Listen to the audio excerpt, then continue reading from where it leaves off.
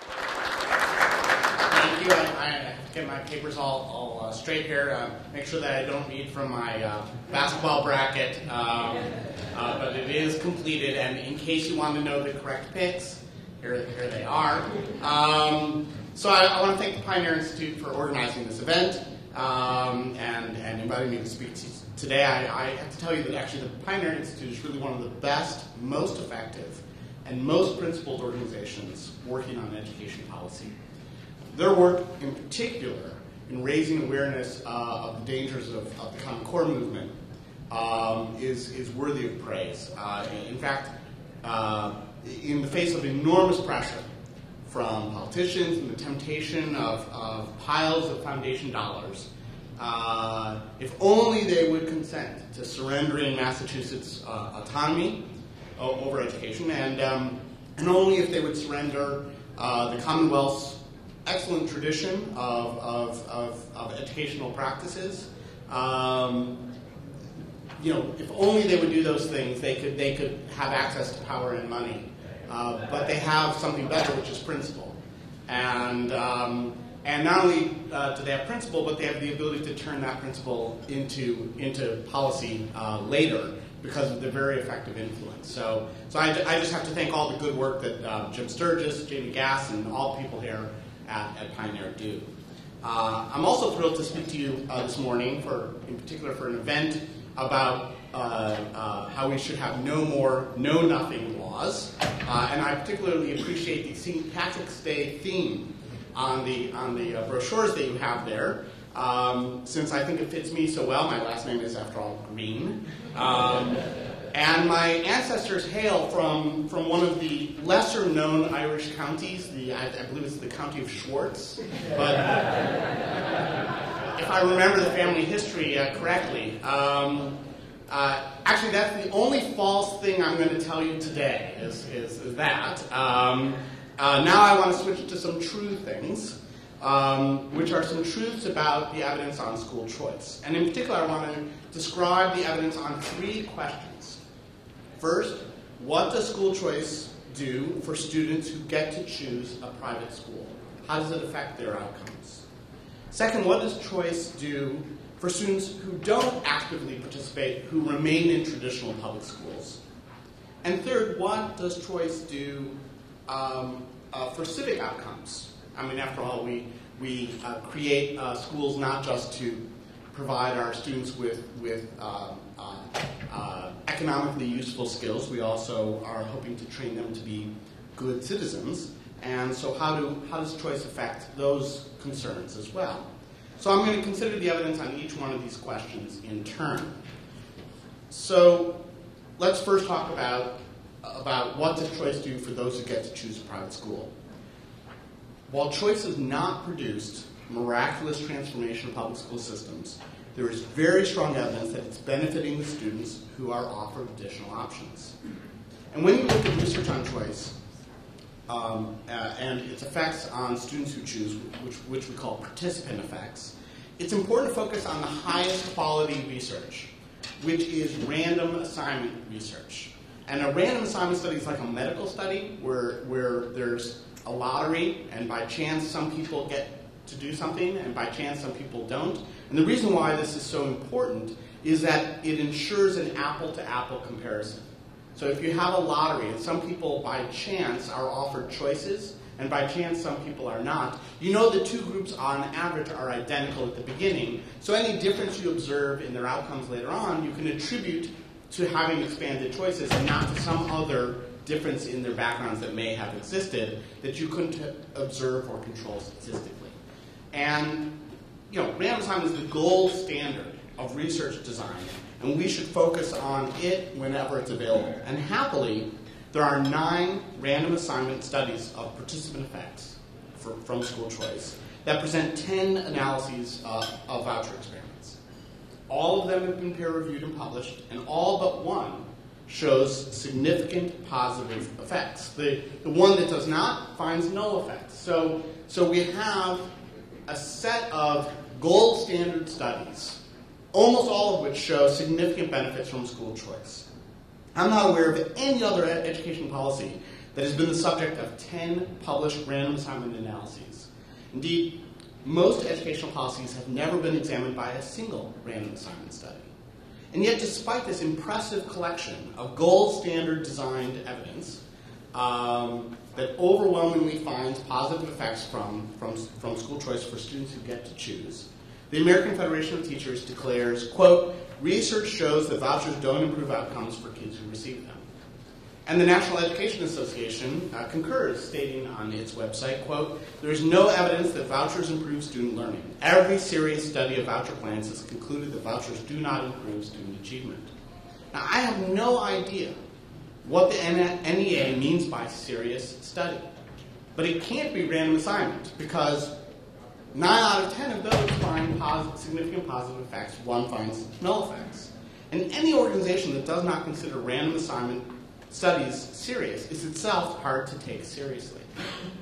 So I think we have very good evidence that choice helps those who choose, and I think most people intuitively recognize this. We're accustomed to the idea that when people have choices, they can find things that work better for them. And when organizations have to compete to get business, to get students and revenue or customers of any sort, that they tend to be more attentive to the needs of their customers. And this is intuitive as well as supported by rigorous evidence. But the bigger concerns that people tend to have about school choice is, well, what will it do to our traditional public schools? Might it drain them of talent and resources, making it harder for them to do well with the students who remain in those schools? And so a bigger question in some ways is, what does choice do to the entire system of education, including the traditional public schools that remain? Well, we can't have random assignment studies to examine this question as much as I would like to. Unfortunately, we can't randomly assign entire communities to having choice systems and not having choice systems. And so we instead have to do something that's less good, but still useful, which is that we have to measure tiny variations in competition that exist from place to place based on how many or few choices there are from place to place. So as it turns out, we already have lots of school choice. Just school choice that is based on residence. So you choose where you live to access desired schools. This is a highly inefficient and inequitable form of school choice, but it already exists. So if you have the money to purchase a house in a desired area, then you can access school choice, and people regularly do. So we can measure areas where there are more options to choose from compared to places where there are fewer options to choose from. And there are kind of two ways to measure this variation in competition from place to place, either density or proximity measure. So density is you draw a circumference around a school, a public school, and you count how many options would people have to go somewhere else within 5 miles or 10 miles, something like that. And what we want to see is where there are more options, schools perform better. Or you can do proximity. That is, what's the closest alternative school to a traditional public school? How far away is it? So that would be a proxy for competition. These proxies are not particularly good. Imagine if we wanted to prove that competition among restaurants improved restaurant quality. And we took every restaurant in Boston and we drew a circle around it 5 miles or 10 miles and counted how many other restaurants are there in that circle. Where there are more restaurants in a 5-mile radius, do you have better quality restaurants? You have higher Zagat ratings than where you have fewer. You could easily see that transportation may not be the greatest barrier to accessing options, and so a 5-mile radius or a 10-mile radius might not be relevant. And not all restaurants are competing for the same customers, and similarly, not all schools will be competing for the same kinds of kids. And so it's not clear that these proxy measures for competition are excellent. Nonetheless, despite all the weaknesses of of this approach, and despite the fact that the amount of choice that we have under existing arrangements is highly constrained, we still see strong evidence that when students have more options, public school systems rise to the occasion and perform better. So a colleague of mine, Greg Forster, over at the Friedman Foundation, conducted a review of the evidence on this question. He identified 19 studies that directly addressed this issue. All but one, again, all but one, I don't know why we have to always have one left out, but all but one study observed a significant improvement in academic outcomes when students had more options than where they had fewer. So public schools rise to the occasion. They're not drained of talent and resources. Instead, they compete to earn resources and talent and do better for their students. You'll probably be amused to learn that actually the one null finding study of the 19 was authored by me. So, and it was of the DC voucher program, which, by the way, was specifically designed to have no competitive effect because it guaranteed extra resources for the DC public schools as they lost students and held them harmless from any financial consequence of losing students. So not surprisingly, they didn't rise to the occasion because they didn't have to compete for their students because they got the money whether they earned the students or not, right? So theoretically, that's what we would expect, and that's what we found in DC. So let's say you don't like Greg Forster's review because he works for the Friedman Foundation, right? And you say, well, that's a choice advocacy group. And it's one of these frustrating things in any discussion about school choice is that it immediately turns to some form of ad hominem. Like as if I changed my name, changed my party registration, that the evidence would somehow change. But, you know, people think that the evidence is based on who you are. So let's say you don't like Greg Forster's review and instead want to look at a different review of competitive effects.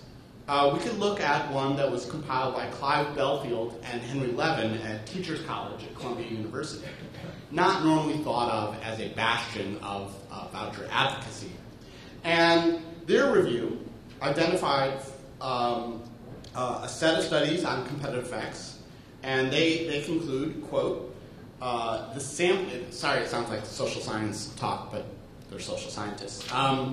The sampling strategy identified more than 41 relevant empirical studies. A sizable majority report beneficial effects of competition, and many report statistically significant correlations.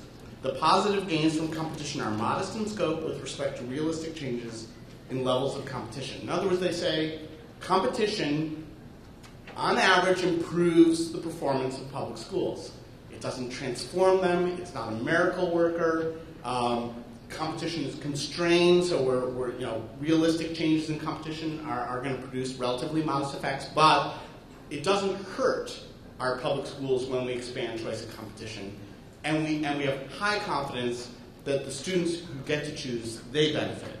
So now we can turn to the third big question about school choice, which is, well, what does choice do for civic outcomes?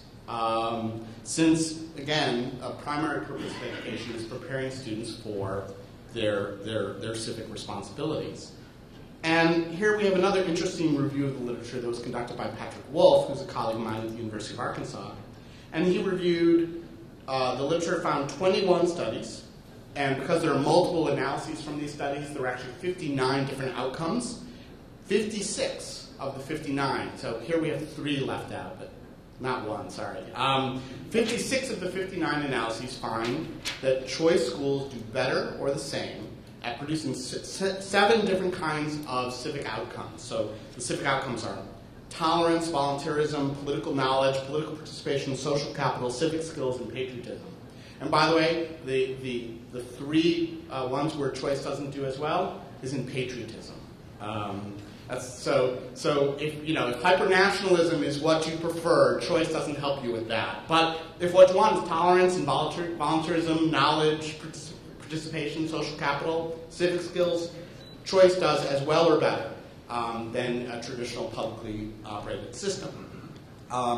So it's kind of abstract to talk about these reviews. So let me give a more specific example, which I think will be perhaps more in keeping with our know-nothing concerns for today. and that is how researchers measure political tolerance. So there's a convention for how this is done, and the way you do it is you ask people to name their least liked group, or to pick from a list of groups their least liked group. By the way, the KKK is a very popular least liked group. It's a very common choice, but it depends on what audience you're surveying. Different groups will pick different organizations as their least liked group. So I'll tell you about a study that I did in this area based on the Latino National Political Survey, which is a representative sample of adult Latinos. And as it turns out, the least liked group among adult Latinos, according to this survey, were gay activists. Okay? So this is the least liked group. And then the way you measure tolerance is you ask, would you be willing to let members of this group engage in various kinds of political activities, like hold a rally in your town, run for elected office, publish a book that's carried in your library, okay? And the more willing you are to let members of your least liked group engage in these political activities, the more tolerant you're said to be. So according to the Latino National Political Survey, the least liked group were gay activists. But the more that those adult Latinos attended private school, almost entirely Catholic school, when they were younger, the more tolerant they were of the political activities of gay activists. Now you may say, I just don't believe it. I don't believe you, right? How could that be? But as it turns out, that's exactly what the data say. Now why is that? Why could it be that the more that adult Latinos attend Catholic school, had attended Catholic school when they were younger, the more willing they are to tolerate the political activities of groups they don't like? Well, it could be that, that there's something about a religious instruction that is helpful at producing political tolerance. For example, an important part of most religious traditions is a respect for human dignity, a belief that people are made in God's image, and therefore are worthy of respect, and that you can disagree with people while you still have to respect their dignity. And that ability to distinguish between the sin and sinner might be an important tradition in religious teachings. It might be that Catholic schools have an advantage in their willingness to actually talk about these issues at all. Political correctness may have taken hold in our public schools so that they just won't address these issues for fear of alienating a political constituency. But private schools don't have to have that same fear, right? They can have a set of beliefs that are their beliefs, and so they can then feel comfortable talking about these issues while stating their beliefs. But by talking about these issues, you may promote tolerance.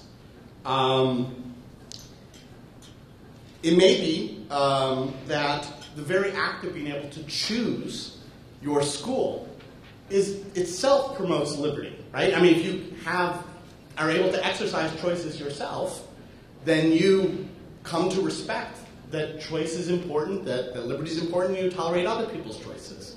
I mean, after all, assigning people to government-operated schools doesn't sound like the best way to train them to respect pluralism and diversity.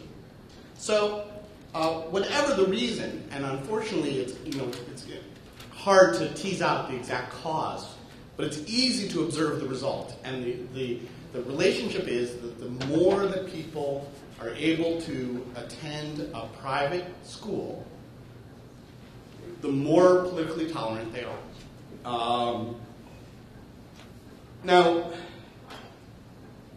I've reviewed evidence here on 3 different questions, and I've just concluded with some thoughts about how being able to choose your school might itself teach you about the importance of liberty. So this leads me to my final point, which is that even if there were no evidence showing better outcomes for school choice, for the students who get to choose a private school, for those who remain in traditional public schools, or for the civic values we hold dear, even if there were no evidence to support these better outcomes on these 3 questions, I think we would still favor school choice. We would do so because making choices about one's own life and the lives of our children is an essential part of liberty that we are accustomed to in almost every realm of our life. And it's odd that we would think that it would be different in education, but actually, it's not really different in education. We even have a normal expectation of being able to exercise liberty in education and having choices in education, as long as we're talking about children who are younger than 6 or older than 17, right? We don't call these things vouchers, but they are.